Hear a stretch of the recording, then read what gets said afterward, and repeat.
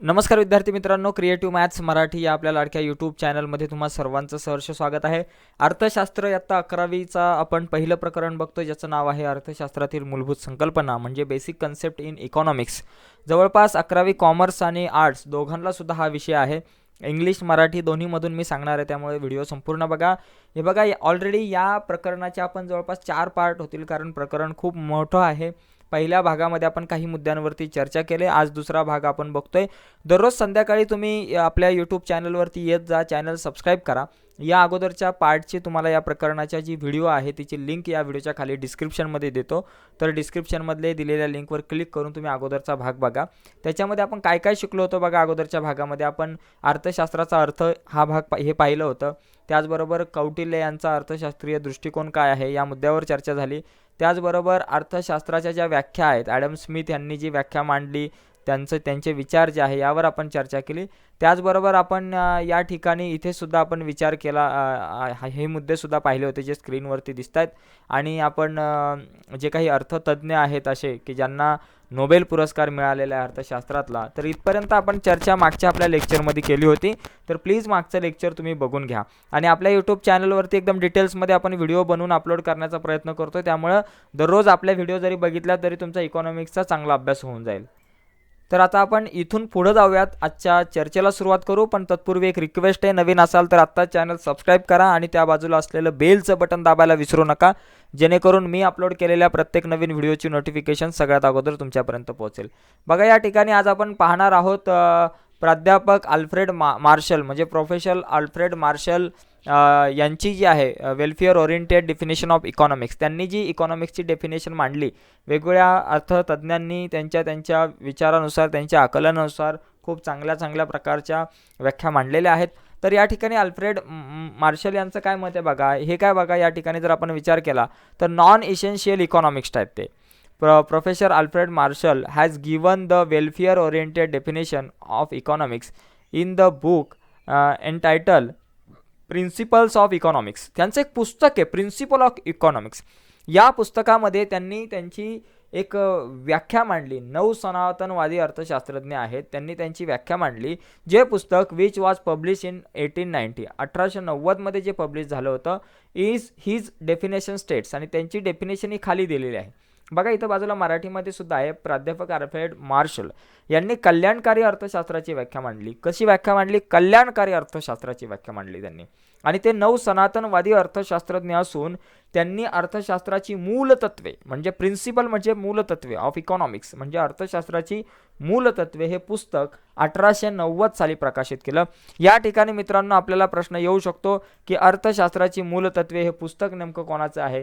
Principal of economics आपण म्हणतो. Principal of economics हे पुस्तक कोणाचं आहे? अशा प्रकारची एखादी रिकामी जागा सुद्धा विचारली जाऊ शकते. त्यामुळे हे छोटे छोटे मुद्दे सुद्धा लक्षात घ्यायचे की अल्फ्रेड मार्शल यांचं पुस्तक आहे अर्थशास्त्राची मूलतत्वे म्हणजेच principle of economics. Principles of economic हे पुस्तक कोणाचं आहे? तर अल्फ्रेड मार्शल यांचं.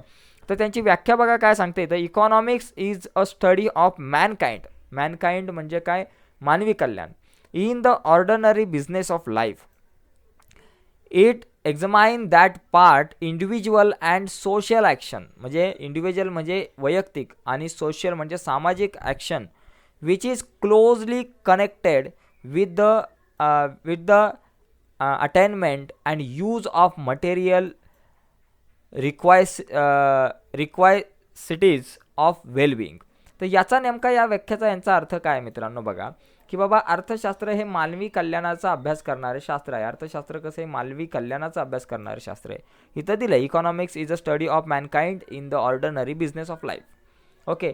या शास्त्राची व्याप्ती आवश्यकतेनुसार उपलब्ध साधनांचा पर्याप्त वापर या संबंधित वैयक्तिक व सामाजिक वर्तवणुकीचा अभ्यास केला जातो. बघा या ठिकाणी काय या शास्त्रामध्ये कशाचा अभ्यास केला जातो? या शास्त्रामध्ये प्राप्ती व आवश्यक प्राप्ती म्हणजे मिळालेल्या गोष्टी व आवश्यकतेनुसार उपलब्ध साधनांचा पर्याप्त वापर. आवश्यकतेनुसार उपलब्ध साधनांचा पर्याप्त म्हणजे पर्यायी वापर नेमका कसा होतो? ओके. आवश्यकतेनुसार उपलब्ध साधनांचा वापर कसा होतो या संबंधी वैयक्तिक व सामाजिक वर्तवणुकीचा अभ्यास केला जातो. याच्यामध्ये वैयक्तिक आणि सामाजिक या दोन्ही वर्तवणुकीचा अभ्यास यामध्ये केला जातो.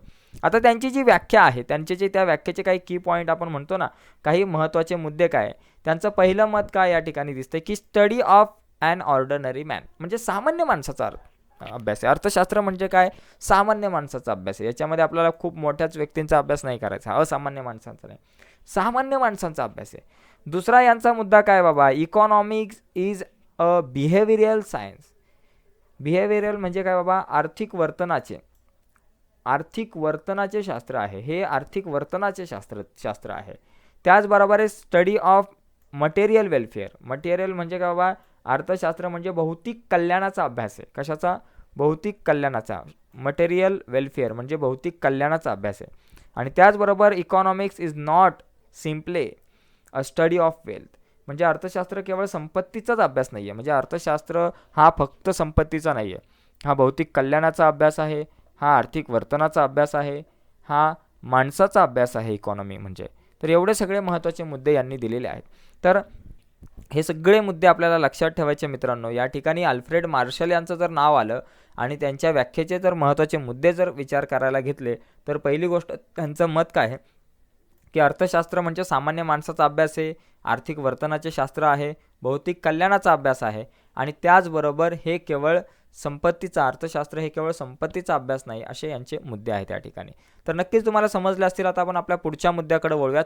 पुढचा मुद्दा या ठिकाणी बघा, या ठिकाणी आणखी दुसरे एक आपल्याकडं शास्त्रज्ञ अर्थतज्ञ आहेत ज्यांचं नाव आहे लिओनेल रॉबिन्स. बघा या ठिकाणी लिओनेल रॉबिन्स आपल्याला हे नाव दिसतंय, हे सुद्धा खूप मोठं नाव आहे. This is the most popular definition of economics. ही खूप महत्त्वाची एक व्याख्या आहे इकॉनॉमिक्सची, जी कोणी दिली बाबा, रॉबिन्स यांनी दिलेली आहेत. ओके, ती काय दिले, in his book entitled an essay. बघा या ठिकाणी आपल्याला दिसते की an essay on the nature and significance of economic science. Nature and significance of economic science याचा मराठीत अर्थ बघा, अर्थशास्त्राचे स्वरूप व महत्त्व. हे पुस्तक यांचं म्हणजे अर्थशास्त्राची ही अतिशय प्रसिद्ध व्याख्या आहे, जी व्याख्या लिओनेल रॉबिन्स यांनी केली.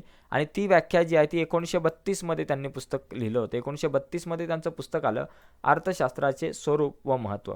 बघा या ठिकाणी लिओनेल रॉबिन्स यांचं नाव आलं, तर त्यांचं पुस्तक कुठलं आहे, अर्थशास्त्राचे स्वरूप व महत्त्व.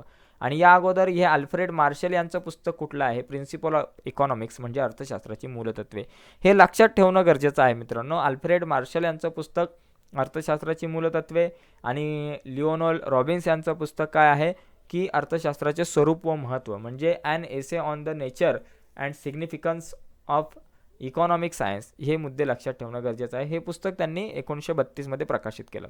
याच्यामध्ये बघा या ठिकाणी आपल्याला काय दिसतं की mention about the scarcity oriented definition of economics. म्हणजे त्यांची जी आहे ना, जी डेफिनेशन या ठिकाणी आपल्याला दिसते, ही जी डेफिनेशन यांनी मांडलेली आहे, तर ही जी डेफिनेशन आहे ती कशावर आधारित आहे बघा, अर्थशास्त्राची दुर्मिळतेवर आधारित व्याख्या त्यांनी सांगितली. यांची व्याख्या काय, दुर्मिळतेवर आधारित आहे. म्हणजे काय बाबा, या ठिकाणी बघा व्याख्या काय, economics is a science. Economic हे एक शास्त्र आहे. असं कसं बाबा, विच स्टडीज, की बाबा ज्याच्यामध्ये अभ्यास केला जातो कशाचा, ह्युमन बिहेवियर म्हणजे मानवी वर्तवणुकीचा या ठिकाणी अभ्यास केला जातो. ॲज अ रिलेशनशिप बिटवीन, बरोबर का, relationship between end and scarce means which have alternative use. बघा या ठिकाणी सांगितलं की बाबा अमर्याद गरजा आणि मर्यादित गरजा, परंतु दुर्मिळ व पर्यायी उपयोगी साधने यांचा मेळ घालताना करण्यात येणाऱ्या मानवी वर्तनाचा अभ्यास करणारे शास्त्र म्हणजे अर्थशास्त्र होय. म्हणजे बघा इकॉनॉमिक इज सायन्स अशा प्रकारचं शास्त्र आहे जिथं अभ्यास केला जातो ह्युमन बिहेवियरचा, मानवी वर्तवणुकीचा अभ्यास केला जातो. आणि त्याचबरोबर relationship between ends and scarce means म्हणजे या ठिकाणी असं सांगितलं जातं की मानवाच्या गरजा ज्या आहेत त्या अमर्यादित आहेत, परंतु दुर्मिळ व पर्यायी उपयोगाची साधने दुर्मिळ आहेत. म्हणजे गरजा खूप साऱ्या आणि साधनं खूप कमी. तर या दोघांचा, गरजा आणि साधनं या दोघांचा ताळमेळ ताळमेळ घालून आणि तो ताळमेळ घालत असताना करण्यात येणाऱ्या मानवी वर्तनाचा अभ्यास करणारे शास्त्र म्हणजे अर्थशास्त्र आहे, अशी यांची व्याख्या आहे. म्हणजे अमर्याद गरजा आणि मर्यादित परंतु दुर्मिळ पर्यायी उपयोगी साधने यांचा मेळ घालताना येणाऱ्या मानवी वर्तनाचा जो अभ्यास आहे तो अभ्यास करणारे शास्त्र म्हणजे अर्थशास्त्र. नीट समजून घ्या. म्हणजे काय, गरजा खूप आहेत आणि साधनं खूप कमी आहेत, दुर्मिळ साधनं आहेत. मग त्या दुर्मिळ साधनांपासून मानवाच्या जास्तीत जास्त गरजा ज्या आहेत त्या भागवायच्या, आणि त्या गरजा भागवत असताना माणसाला जी तारेवरची कसरत करावी लागते, मानवाचं जे काही वर्तन होतं, ते जे वर्तन आहे त्याचा अभ्यास, ते जे वर्तन असेल त्याचा अभ्यास म्हणजे अर्थशास्त्र. आता या ठिकाणी बघा, रॉबिन्स यांच्या मते काय बाबा, यांची डेफिनेशन जी आहे त्याच्यातले महत्त्वाचे मुद्दे काय. त्यांनी काय सांगितले, वॉन्ट्स म्हणजे एंड्स आर अनलिमिटेड. तुमच्या गरजा ज्या आहेत ना अमर्याद माणसाच्या गरजा वाढत जातात, त्या कधी थांबत नाही. मीन्स आर कम्पॅरेटिव्हली लिमिटेड, म्हणजे साधनं मर्यादित आहेत, तुमच्याकडे साधनं मर्यादित आहेत. पृथ्वीवरती पाणी मर्यादित आहे, पृथ्वीवर असणारी वेगवेगळ्या प्रकारची मूलद्रव्ये, ऑक्सिजन, झाडं, वृक्ष, सगळे, पृथ्वीची जमीन, सगळं मर्यादित आहे. तुमच्याकडं साधनं मर्यादित आहेत, पण तुमच्या गरजा अमर्याद आहेत. Okay. Wants are graduable on the basis of priority, म्हणजे गरजांचा प्राधान्यक्रम द्या, गरजांना तुम्ही प्राधान्य द्या, म्हणजे कुठली गरज अगोदर इम्पॉर्टंट आहे. त्याच्यानंतर मीन्स हॅव अल्टरनेटिव्ह यूज, आणि साधनांचे पर्यायी उपयोग काढा. जे काही साधनं तुमच्याकडे असतील त्या साधनांचे पर्यायी उपयोग झाले पाहिजेत. एका साधनाचा तुम्हाला अनेक प्रकारे उपयोग झाला पाहिजे. उदाहरणार्थ दूध आहे, दुधाचा उपयोग किती वेगवेगळ्या प्रकारे होतो. दूध पिण्यासाठी होतं, चहासाठी होतं, कॉफीसाठी दूध वापरतात, दुधापासून दही बनतं, तूप बनतं, लोणी बनतं, वेगवेगळ्या प्रकारचे पदार्थ आणखी बनतात, आईस्क्रीम बनतं, काय काय होतं. म्हणजे तुमचं एकच साधन आहे दूध, त्याच्यापासून तुम्ही किती वेगवेगळ्या प्रकारच्या गरजा भागवलेल्या आहेत हे आपल्याला लक्षात येते. ओके. तर अशा प्रकारे ही व्याख्या आहे, आपण डिटेल्समध्ये चर्चा करण्याचा प्रयत्न करतोय. मित्रांनो, व्हिडिओ आवडत असेल तर प्लीज व्हिडिओला लाईक करा, नवीन असाल तर चॅनल सबस्क्राईब करून त्या बाजूचं बेलचं बटन दाबायला विसरू नका. पुढचा महत्त्वाचा मुद्दा या ठिकाणी हा एक चार्ट तुम्हाला दिलेला आहे बघा, इथं लक्षात घ्या. तुम्हाला माहिती आहे का, विचार आहेत. आत्तापर्यंत वेगवेगळ्या प्रकारचे विचार प्रवाह निघून गेले, विचार प्रवाह होऊन गेले. इकॉनॉमिक्स म्हणजे जे काही अर्थतज्ज्ञ आहेत त्यांचे काही गट पडले जातात, त्यांच्या विचारानुसार मित्रांनो आपल्याला इथं गट पडतात. पहिला जो गट आहे तो सनातन संप्रदाय, ज्याला आपण म्हणतो बघा ना या ठिकाणी classical school of thoughts of 18th century, म्हणजे 18व्या शतकामध्ये जे काही अर्थतज्ञ होऊन गेले त्यांचा एक गट आहे, त्यांना सनातन संप्रदाय म्हणतात. त्याच्यामध्ये कोण कोण होतं, ॲडम स्मिथ होते, डेव्हिड रिकार्डो होते, त्याचबरोबर JS मिल होते, आणि त्याचबरोबर आपल्याकडे TR माल्थस होते. तर हे काही अर्थतज्ञ आहेत, अर्थशास्त्रज्ञ आहेत, अर्थतज्ञ.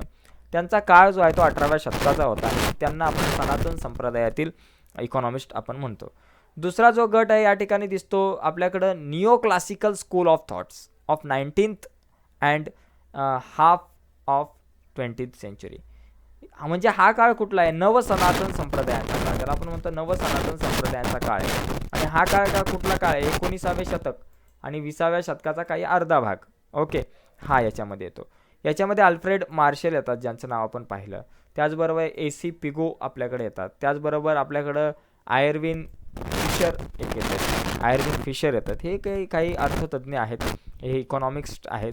ते जे आहेत ते नवसनातनवादी, म्हणजे neo classical school of thoughts आपण म्हणू शकतो यांना.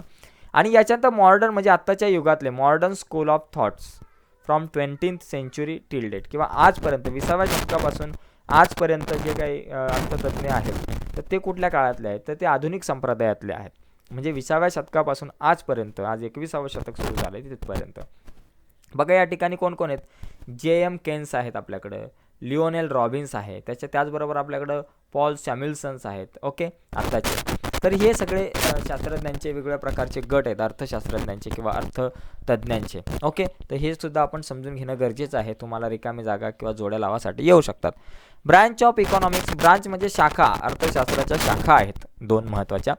तर त्याच्यामध्ये इथं आपण लिहू शकतो की बाबा सर रँगर फ्रिश यांचा फोटो इथं बाजूला दिसतो, तो पुस्तकामध्ये नाही आहे पण गुगलवरून मी काढला आहे की sir Ragnar Frisch coined the term macro economics. त्यांनी टर्म दिला एक micro economics and macro economics, दोन प्रकारच्या. त्यांनी काय सांगितलं, बाबा तुम्ही दोन शाखा करा आणि इकॉनॉमिक्सच्या, त्या दोन शाखांनुसार अभ्यास करा, सोपं जाईल इकॉनॉमिक्सचा अभ्यास करत असताना.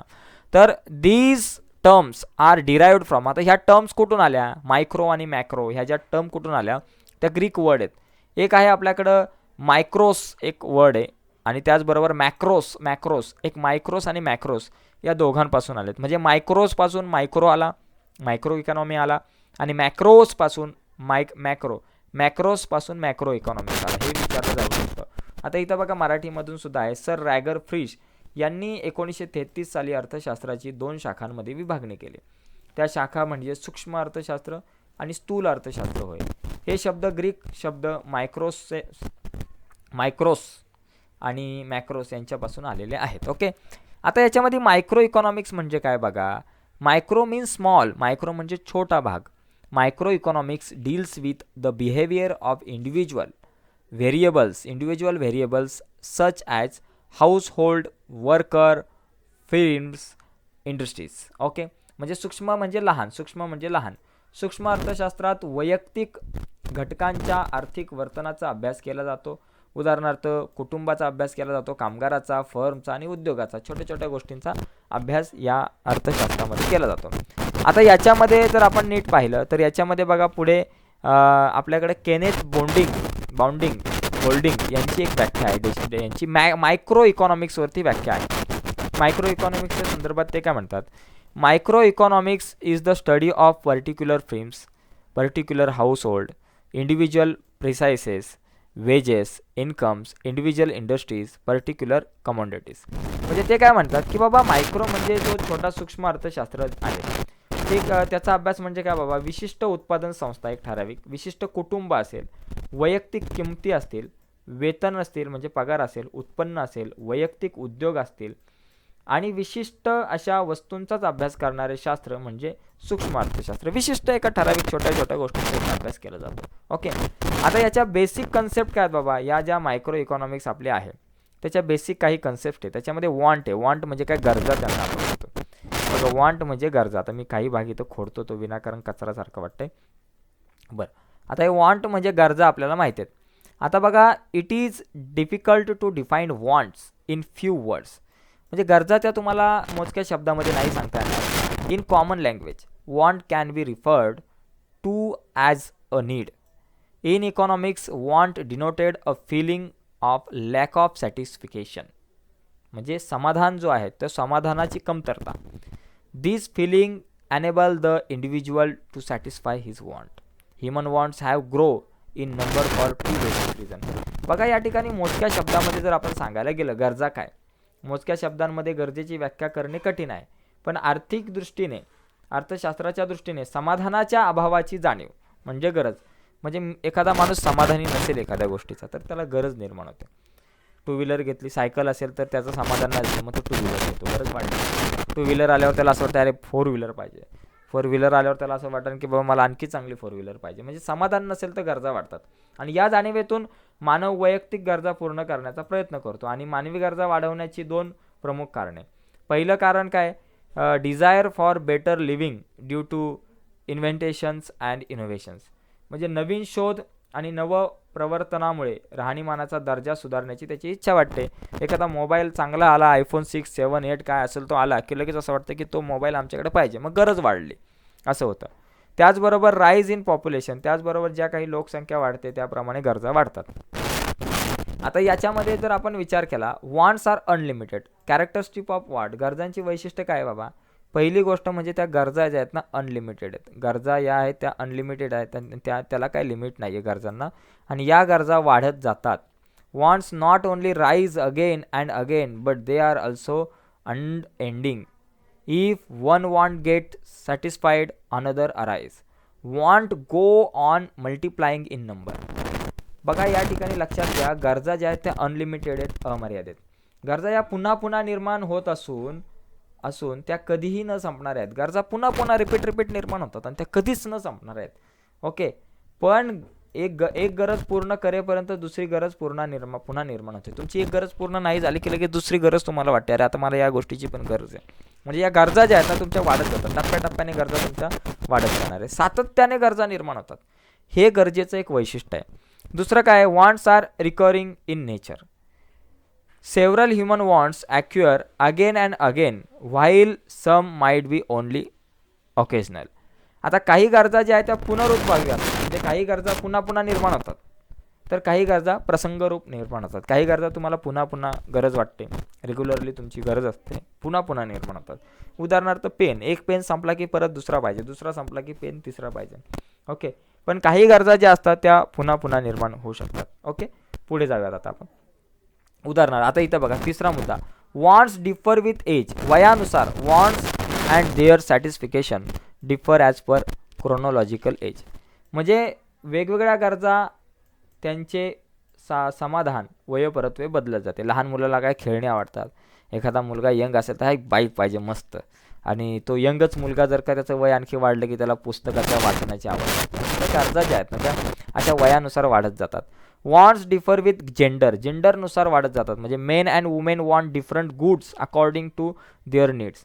म्हणजे स्त्री पुरुषांच्या गरजा ह्या आवश्यकतेनुसार बदलतात. स्त्रियांच्या गरजा वेगळ्या, पुरुषांच्या गरजा वेगळ्या असतात, हे आपल्याला माहिती आहे. कपड्यांपासून सगळ्या गोष्टी डिफरन्स आहेत. वॉन्ट्स डिफर टू प्रेफरन्सेस, म्हणजे याच्यामध्ये बघा, यामध्ये पसंती प्रेफरन्सेस म्हणजे पसंती क्रमानुसार, म्हणजे कुठल्या कोणाची पसंती, कोणाला काय आवडतं त्यानुसार गरजा त्या बदलत राहतात. म्हणजे individual habit, tastes, preferences matter a lot of while deciding want of people.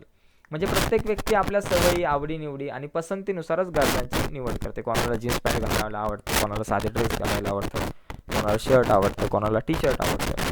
त्यानुसार त्या गरजा ज्या आहेत त्या कमी जास्त होत असतात.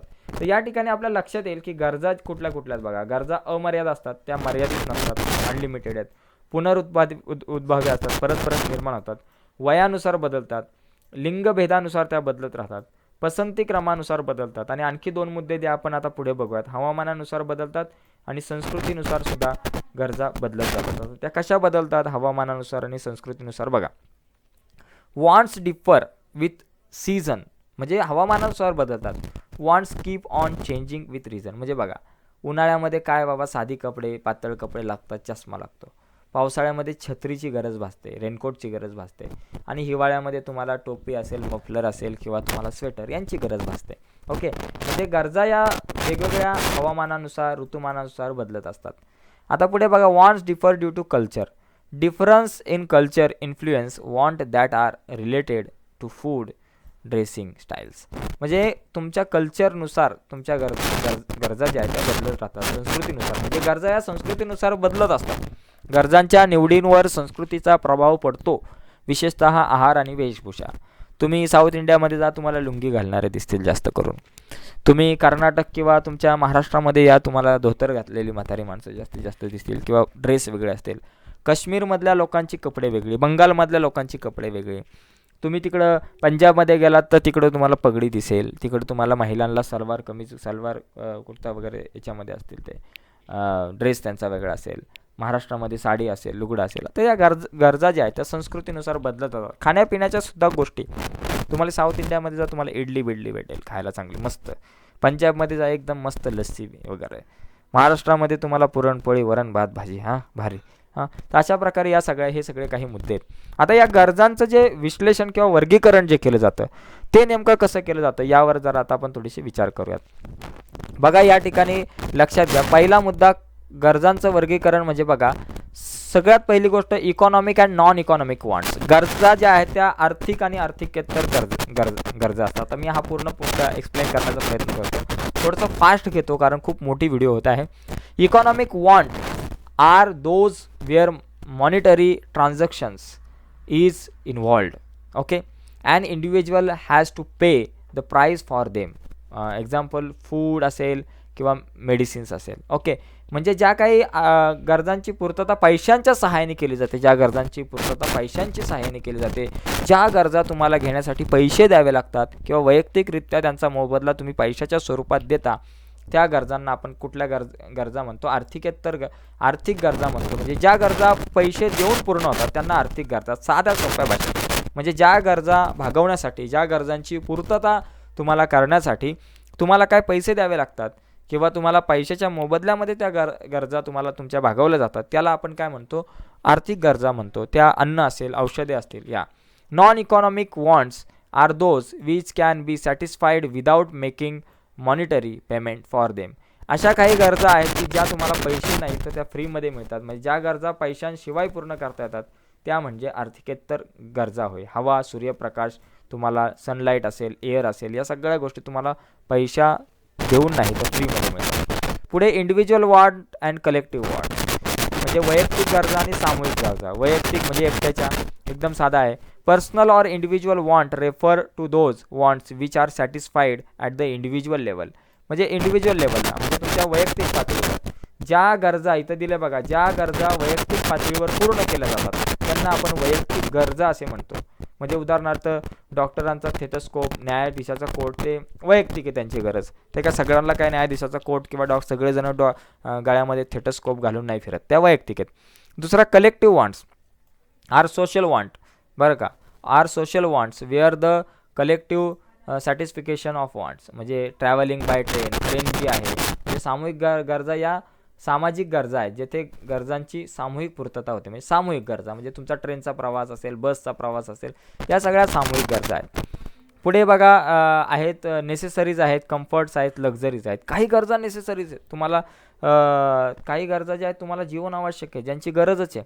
काही कम्फर्ट आहेत म्हणजे सुखसोयीच्या, आणि काही एकदम चैनीच्या फुल आरामाच्या गरजा आहेत. Necessaries are the very basic needs of life. खूप गरजा, बेसिक गरजा म्हणजे जेवण सगळ्यांना लागतं, क्लॉथ कपडे, शर्ट म्हणजे निवारा, हेल्थ सगळ्यांची चांगली पाहिजे, एज्युकेशन, या सगळ्यांच्या गरजा आहेत, मूलभूत गरजा आहेत. ज्या गरजा अन्न, वस्त्र, निवारा, शिक्षण आणि आरोग्य आहेत. त्यानंतर कम्फर्ट काय बाबा, those wants which make our life comfortable. तुमची लाईफ कम्फर्टेबल बनवतात. म्हणजे वॉशिंग मशीन, चला कपडे धुवायचं टेन्शन गेलं, मिक्सर वाटायचं टेन्शन गेलं, प्रेशर कुकर आला. म्हणजे या ज्या गरजा आहेत त्या गरजा तुमच्या सुख समाधानाच्या आहेत. आणि luxuries those want which are meant for pleasure and enjoyment. खूप साऱ्या एन्जॉयमेंटसाठी त्या गरजा, म्हणजे ज्या गरजांमुळे खूप सारा आनंद मिळतो, सामाजिक प्रतिष्ठा जी आहे तुमची किंवा चांगली राखली जाते, आणि चैनीच्या गरजा असं त्याला आपण म्हणतो. उदाहरणार्थ तुमची असेल वेल AC कार मस्तपैकी आहेत, त्याचबरोबर वेल फिनिश्ड हाऊस, मस्त एकदम हाऊस चांगलं, घर वेल फिनिश केलेलं तुमचं चांगलं हाऊस आहे, फर्निचर वगैरे खूप चांगलं केलं, टकाटक एकदम. अशा प्रकारच्या ज्या गरजा आहेत त्या चैनीच्या. म्हणजे या गरजांचं वर्गीकरण जे आहे त्या आर्थिक गरजा 3 भागांमध्ये केलं जातं हे आपल्याला दिसतंय. पहिली गोष्ट, गरजा ज्या आहेत त्या आर्थिक आणि आर्थिकेतर गरजा असतात वेगळ्या प्रकारच्या. आता हे बरंच खाडाखोड झाले, ते पहिलं आपण खोडून घेऊ म्हणजे जरा चांगलं तुम्हाला दिसेल व्यवस्थित. ओके, म्हणजे वा वा, हे पुसतो जरा सगळं खाडा, जाम कचरा झाल्यासारखं वाटतं थोडा. ओके, तर या ठिकाणी आपल्याला हे 3 जे मुद्दे तुम्हाला दिसतात इथं समोर. ओके, कुठले कुठले मुद्दे दिसतात? सगळ्यात पहिला महत्त्वाचा मुद्दा म्हणजे गरजांचे 3 आपण बघितले, 3 भागात वर्गीकरण. एक आर्थिक आहे आणि आर्थिकेतर गरजा, इकॉनॉमिक, नॉन इकॉनॉमिक. आर्थिक म्हणजे ज्या पैसे देऊन तुमच्या गरजा पूर्ण होतात त्या आर्थिक, आणि ज्या तुम्हाला विदाऊट पैशाच्या सहाय्याने मिळतात त्या आर्थिकेतर. वैयक्तिक आणि सामायिक, इंडिव्हिज्युअल वॉन्ट्स आणि कलेक्टिव्ह वॉन्ट्स. आणि जीवनावश्यक आणि सुखसोयीच्या आणि चैनीच्या गरजा.